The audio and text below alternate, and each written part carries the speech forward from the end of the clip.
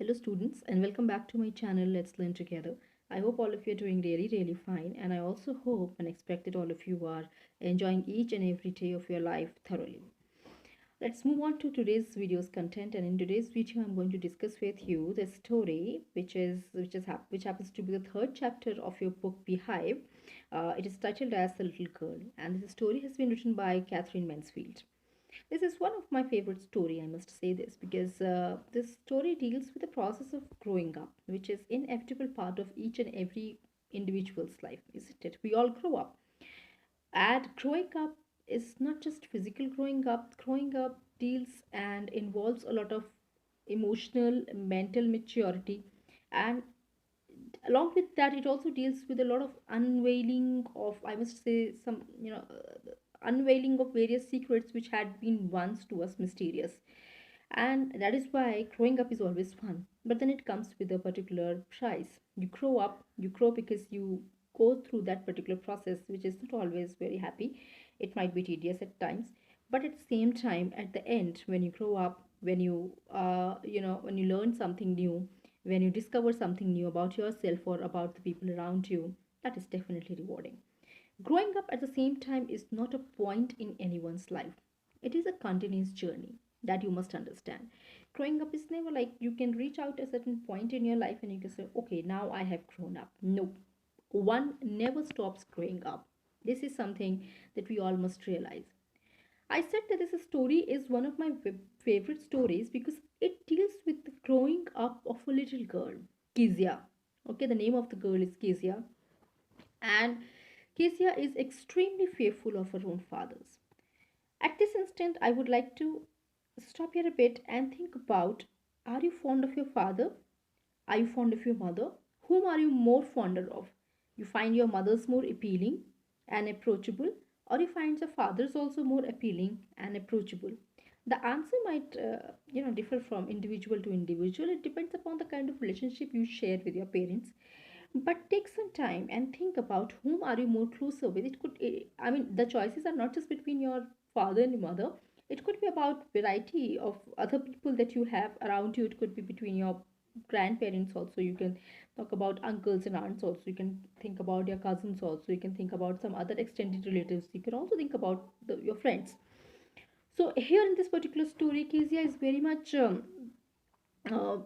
fearful of her father because her father appears to be a very formidable figure to her, because the physical appearance of the father is described in such a way that he's been called a giant, which means that he's really, really, big in as much as the physical appearance is concerned.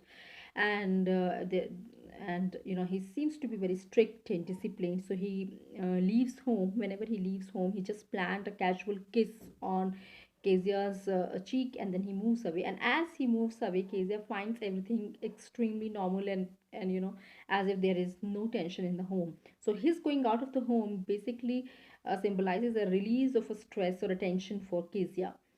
So there is this one instance when Kezia learns that her father's birthday is very near, and she's very close to her grandmother, by the way. So grandmother says that she should make some gift for her father, and she suggests that she should make a pin cushion out of a yellow silk piece of cloth. And Kezia starts doing that. So you can see how Kezia is actually trying some effort to build some more love on some more kind of approachable. There is love, of course, I'm sure.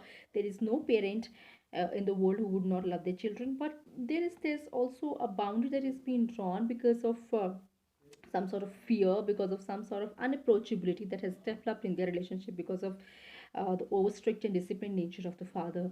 Maybe he has not been able to take some time to spend, a happy, quality, and friendly moments with his daughter.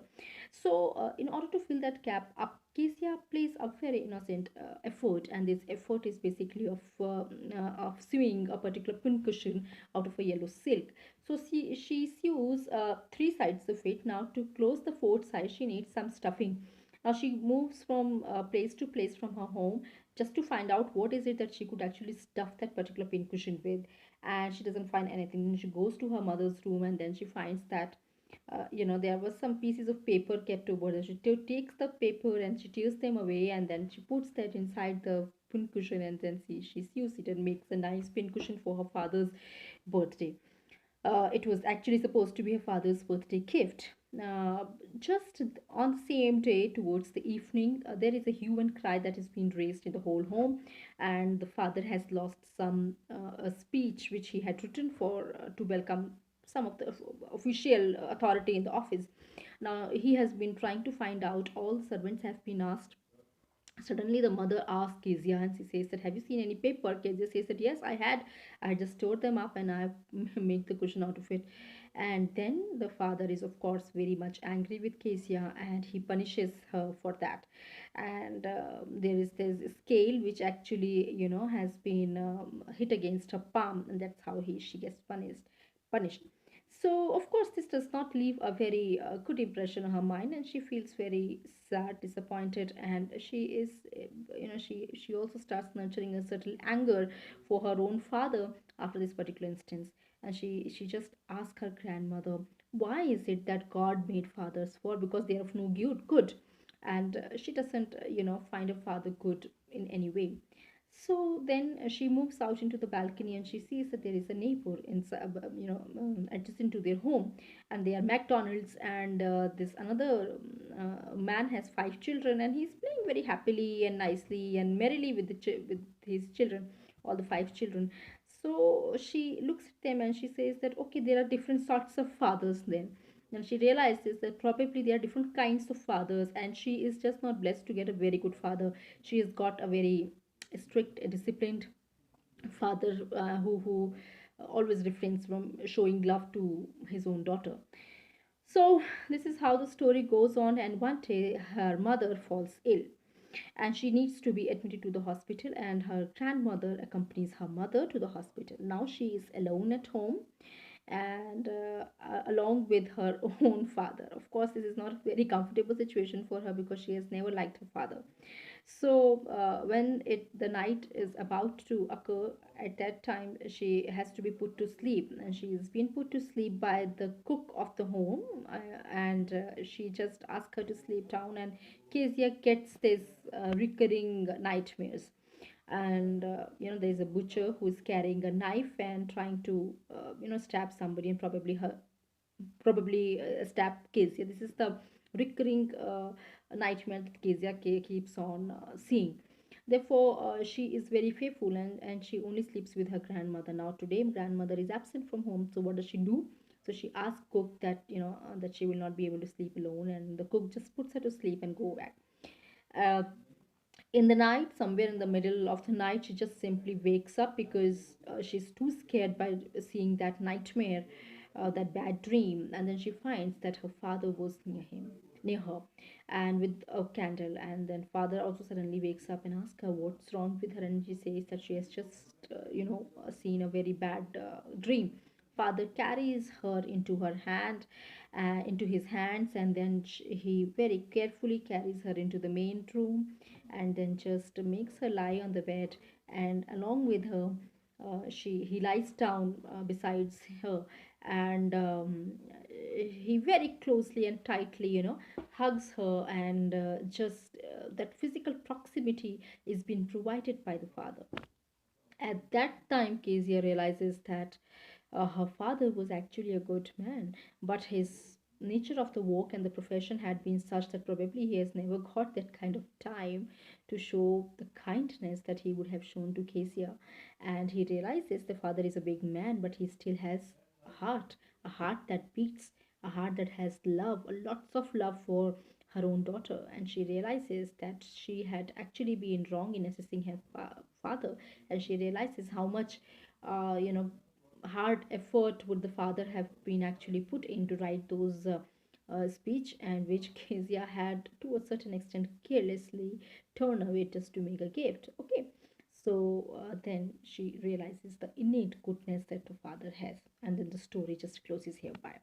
Now, I said this story is really good because we all have actually been through some times when we have found our teachers, our parents, our elders at home extremely strict and bad with us, and we have actually kind of not thought well of them at such times, especially at the moments where they have been extremely strict with us. We found them that their action as irrelevant, as unusually harsh and ignoble. You need to understand that as I was talking to you about the process of growing up, there are certain things which you explain and which you understand at a stage when you would have grown up in age and maturity, right? So there are many times when a child might not find a parent's action very appropriate, but when the child will grow up and will get married and become a child himself or herself, at that time becoming a parent and taking care of the children, these are the times which remind them how their parents acted with them. And these are also the times when they're able to justify the actions of their own parents. What I'm trying to get at is that you understand certain things with the passage of time. This is a story of understanding a man who seems to be too strong, too big, but still he has a very tender heart and very good feelings for his daughter. Kezia understands this when she has this moment of physical proximity, when she has this moment where she gets very close to her father and she understands that how much her father actually loves her. So whenever you are in trouble with very close relationships of yours, it could be your parents, as I told you, your teachers, your elders, your elder siblings, give some time to understand them. Do not just very easily come or jump onto the conclusions that a particular person is bad or negative. Sometimes one person might just be acting under his or her own impulses. It could be a conditional response which according to which that particular person might be reacting or acting. Therefore, growing up involves time, growing up involves understanding, growing up involves maturity, and most important of all, it it requires you to understand that at the end of the day we all are humans and therefore fallible. We may always you know try to act well and good, but there could be times when we may not be really able to act in a very good way or in a very right way. So Kesia also understands how her father has probably because of the loads of work that he has been having, at the office or at work, that he has not been able to show that love to her own daughter, to his own daughter. But he's actually a very nice person. So this is how the story is. I would request all of you to read this story and understand it, and try to also figure out your own relationship with your parents, and once again give some time to understand them. And if you have any problem, the best way to sort out any problem is to sit with a person and talk, because conversation could actually lead to lead to very important solutions of difficult problems. So just talk to your parents, allow them to be with you, and talk to them as if they are your friends. And if they are strict with you, if they are disciplined with you, if they want you to live your life in a certain way, uh, and try to kind of understand them, why they do, try to understand their intentions. So don't just judge by a person by his or her words, but try to understand the intentions which is invisible. But if you try, you can always try to understand it. This is what the story is. Read it. If there are any problems and doubts, definitely get back to me. The important themes of the story, as I told you, is the process of growing up. It is the process of understanding relationship. It is also about the importance of relationship in an individual's life. It is also about how to improve your relationship with your own people. So try to think about along these lines. You can have your own ideas also. You can come up with another themes also if you understand it, understand the chapter in a different way. Please feel free to discuss other things too with me also. If you have any problems, if you have any any criticisms, please do discuss them with me in the comment section below. And thank you so much for watching this video, and I hope you have a nice time reading this particular story. Thank you so much.